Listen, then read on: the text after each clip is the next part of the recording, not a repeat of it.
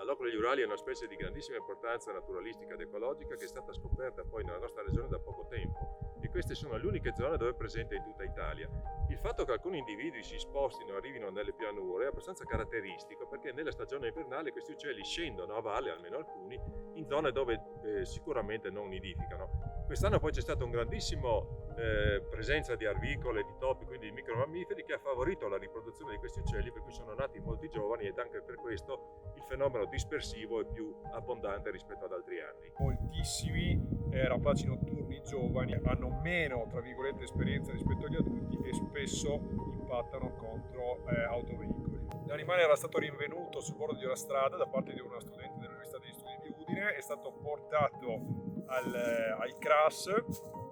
dell'università dove è stato visitato e da subito si è capito che la condizione non era grave, per cui dopo alcuni giorni di osservazione è stato deciso di liberarlo e di riportare in natura. Oggi è una giornata molto importante per la cooperativa Paves e per la riserva di Corvino, perché grazie alla collaborazione con l'Università di Udine abbiamo partecipato alla reintroduzione in natura di questo splendido esemplare di allocco degli Urali. Questi animali vivono nella nostra regione con numeri esigui, li potete vedere anche presso il centro visite della nostra riserva e grazie a queste collaborazioni noi entriamo, grazie all'Università di Udine, sempre in questi progetti così importanti che danno risalto alla nostra riserva e che comunque riempiono quelle che sono le fasi di ricerca che sono molto importanti per strutture come le nostre.